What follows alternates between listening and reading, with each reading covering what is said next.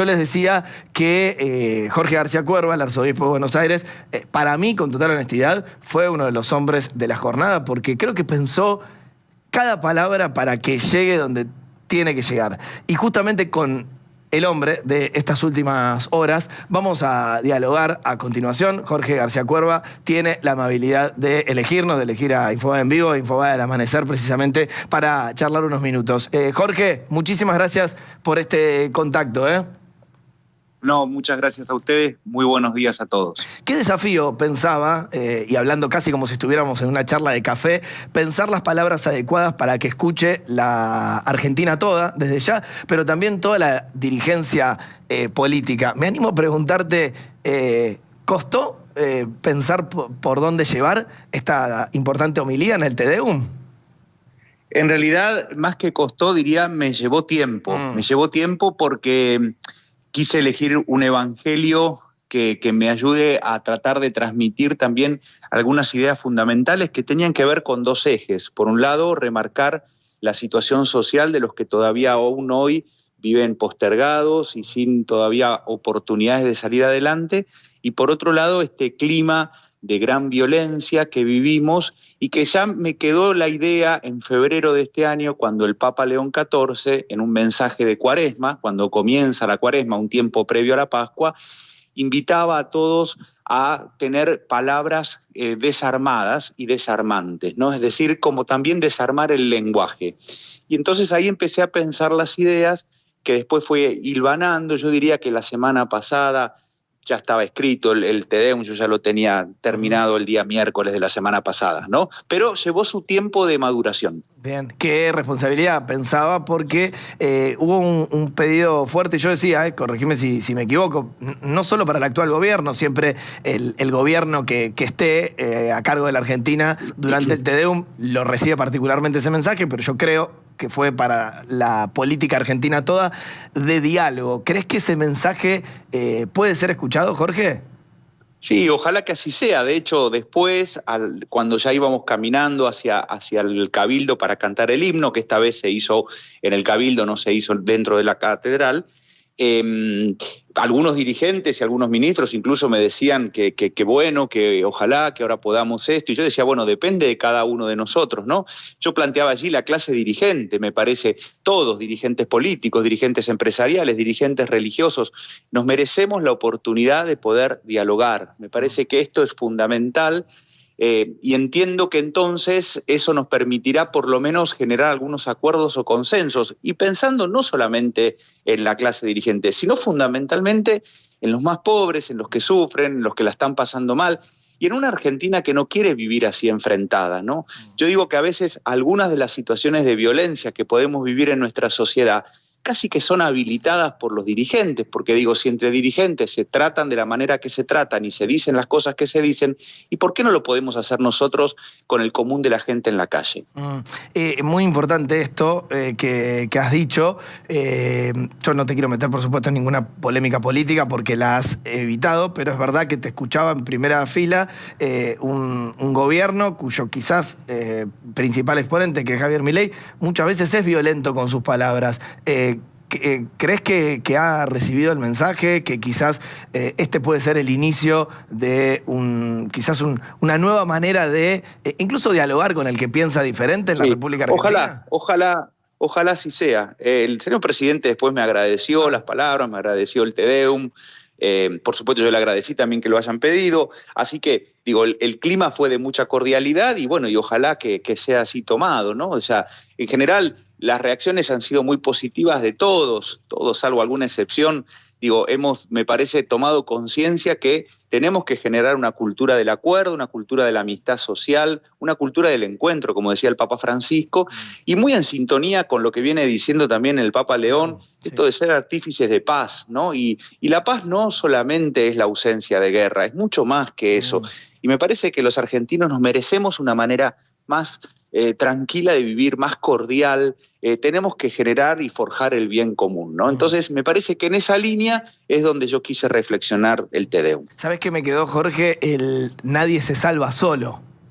Sí, sí. Una expresión que ahí yo tengo, está la cita en la en el texto del Te Deum, el Papa Francisco le había dicho en el contexto de aquella oración que él hizo solo en la Plaza San Pedro el 27 de marzo del 2020, en plena pandemia, oración que impactó por su reflexión, porque estaba solo ahí en la plaza, y decir nadie se salva solo en un contexto tan complicado como era la pandemia, nos hacía tomar conciencia efectivamente que nos necesitamos, ¿no? Y que es con todos, no es con la mitad ni con algunos, es con todos.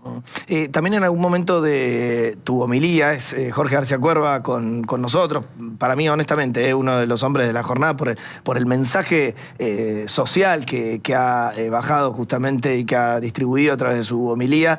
Hablabas de ostentación y no perder justamente de vista al que ahora y antes, porque tenemos una pobreza estructural en la República Argentina que siempre preocupa, la está pasando mal.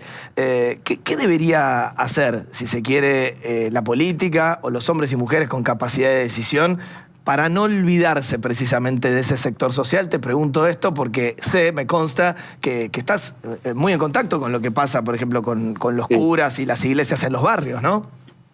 Sí, a ver, justamente en algún momento del texto, yo tomaba esta idea de Jesús cuando le dice al paralítico, toma tu camilla, ¿no? Y el toma tu camilla es también, nunca te olvides de dónde saliste, no te olvides que has sido paralítico, no te olvides que sos una persona ahora curada y sanada.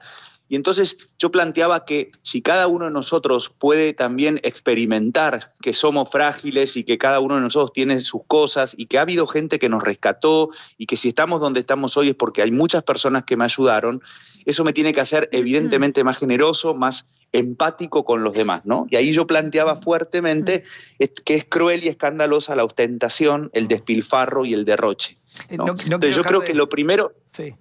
Sí. No, por favor, lo primero que tenemos que hacer es reconocer cada uno de nosotros que también cada uno ha sido un poco rescatado, ¿no? En general, la gente que se mete demasiado en la vida de los demás y baja línea y está con el dedito acusador, es alguien que se ha olvidado de su propia fragilidad y que se mete demasiado en la vida del otro porque no resiste la propia debilidad, ¿no? Entonces yo creo que si cada uno de nosotros es consciente de quienes nos rescataron, quienes nos ayudaron, quienes nos sostuvieron para salir adelante, para estudiar, para trabajar, para que nos hayan educado, me tiene que eso hacer necesariamente más empático. Entonces, cuando hay derroche, cuando hay despilfarro, es escandaloso, porque es decir, che, no me estoy poniendo en los zapatos del otro que la está pasando muy mal. Entonces, pudo haber hecho lo que haya hecho con la mía, como dicen, ¿no? Con mi plata. Pero ¿sabes qué? Sé un poquito más austero. Mirá. Que no significa ser pobrista, no significa reivindicar que todos vivamos mal, no es eso. Es un tema de austeridad y de tomar conciencia que hay muchos que la están pasando mal. Claro, pasó la semana pasada, de vuelta, digo, no es que quiero llevarte a los temas de actualidad, pero pasó la semana pasada que había un diputado que cayó con un Tesla al Congreso y que, bueno, muchos justificaban, bueno, ¿qué le decís? Igual la juntó con la suya, ¿no? Importante ese mensaje en este contexto. Exacto, yo creo que, por eso digo, yo planteaba allí en la homilía 4 actores, ¿no? El actor del diálogo, el actor de la amistad social, el actor del bien común y el actor de la esperanza. Y justamente el actor del bien común es no solamente pensar en mí mismo, sino también pensar en el otro, ¿no? A veces hay un individualismo extremadamente cruel que me parece que va generando un desmembramiento social, como también planteaba yo ayer en la homilía, y tenemos que tomar conciencia que no somos personas o individuos que circunstancialmente vivimos en un mismo territorio. Somos más que eso.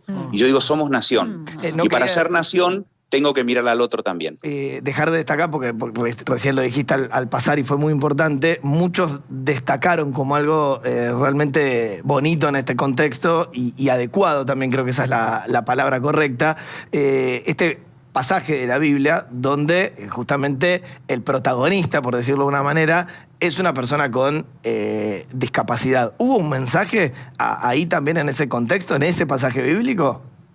No, a ver, no necesariamente. El primer año me acuerdo que usé un mensaje que era el evangelio del hombre de la mano paralizada. Sí. ¿Sí? El año pasado era el tema de una mujer que tenía hemorragias, es decir, pienso en Jesús curando enfermos, ¿no? Y yo digo que nuestra Argentina en algún punto está enferma en los vínculos, está enferma a veces en la inequidad, Bueno, entonces como que pensar que el mensaje de Jesús y la toma de conciencia de que efectivamente los valores del Evangelio son muy actuales y los podemos vivir es como un camino para salir adelante. Entonces pienso más que todo en esa línea. Por supuesto que no podemos dejar de tener en cuenta que quienes todavía viven también situaciones difíciles son los jubilados, son las personas con discapacidad. Yo ponía allí también los trabajadores informales o precarios.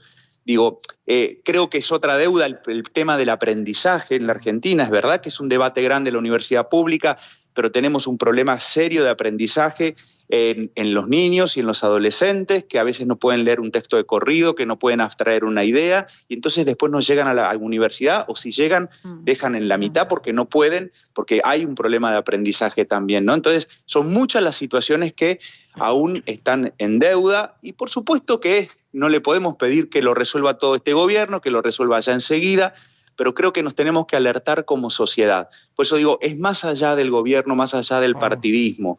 Tiene que ver, me parece, con una toma de conciencia para todos. Era la primera frase, perdón, digo, yo repito siempre la primera frase que digo, el mensaje que compartiré quiere ser un aporte a la luz de la palabra de Dios para la reflexión de todos los actores de la sociedad. Y convencido, digo, perdón que lo leo textual, de que entre todos construimos la patria, más allá de saber que luego algunas frases pueden ser tomadas de manera aislada para querer alimentar la fragmentación. Y de hecho, ha habido algunos casos aislados en que han tratado de incentivar y después de acusarme a mí o de meterse conmigo. Digo, bueno, a ver, es parte de la regla del juego y entiendo que no todo porque yo lo diga se va a resolver a los 10 minutos. Cuando decís que te atacaron, ¿hablas de un sector que habla de tu politización? No, sí, en realidad curiosamente, ha habido como dos extremos, ¿no? Me parece.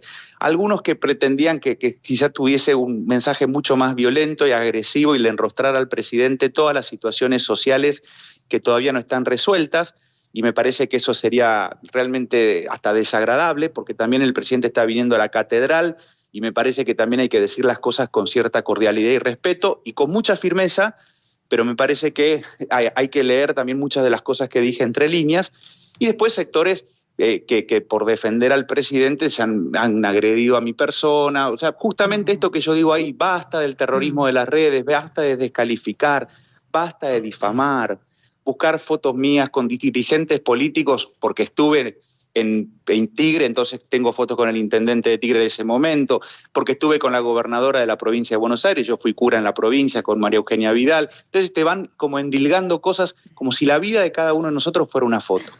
Sinceramente digo, quédense con el mensaje en todo caso, no se enojen con el cartero, quédense con el mensaje. Y ahora, pensando pero bueno, en fueron general, sectores minoritarios y me parece, vuelvo a insistir, me parece que lo importante es el mensaje, si es que les parece bueno, quiso hacer un aporte como lo quiere hacer todos los años y como lo han hecho todos los obispos de Buenos Aires desde el año 1810, cuando la primera Junta de Gobierno cruzó a la catedral para pedir justamente un Te Deum, agradecerle a Dios ese paso importante de la patria. Jorge, lógico que cuando uno habla encuentra ese tipo de repercusiones, sobre todo en algunos medios de anonimatos, donde cada uno termina expresándose. Pero quiero hacerte una pregunta concreta a partir de toda la descripción que vos estás haciendo de lo que sentís que está pasando en la Argentina.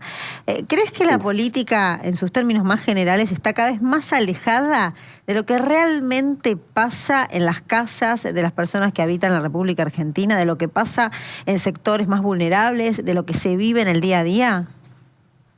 Sería injusto decir que la política, porque creo que la política sigue siendo una herramienta de transformación de la vida de la gente y apuesto por eso, pero sí es verdad que muchos políticos sí, que su vida es muy alejada de la vida de la gente, ¿no? Yo a veces digo la necesidad de tomar un transporte público, la necesidad de ir a comprar un supermercado, la necesidad de patear un barrio sin esa corte de aplaudidores que van atrás y que te sacan fotos mientras estás con una persona escuchándola. Digo, me parece que a veces la misma dinámica de vida de los funcionarios hace que se vayan como alejando de la realidad, ¿no? Entonces hay que pelear contra eso.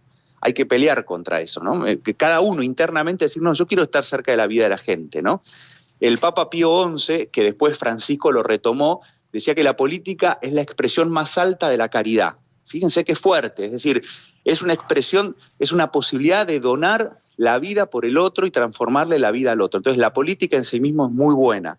Desgraciadamente a veces se ha visto desvirtuada por la corrupción, se ha visto desvirtuada por los intereses sectoriales, se ha visto desvirtuada por este alejamiento de la vida de la gente, ¿no? El Papa Francisco decía que quería pastores con olor a oveja, ¿no? Decía que quería curas que estuvieran cerca de la vida de la gente. Yo creo que también necesitamos políticos con olor a oveja, que estén cerca de la vida de nuestra gente.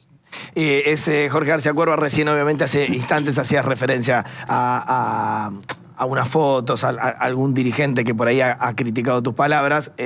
Nobleza obliga, yo he consultado en la Casa Rosada y me han dicho mensaje recibido, tuvo algunas críticas, pero lo que esperábamos, pulgar para arriba. No parecía querer el gobierno confrontar con la iglesia, pero sí obviamente hacías referencia para no dejar a la gente afuera de un mensaje particular del diputado Berti Venegas Lynch que decía: militan con sotana al regreso del peronismo. Vos esto lo negás obviamente completamente, ¿no?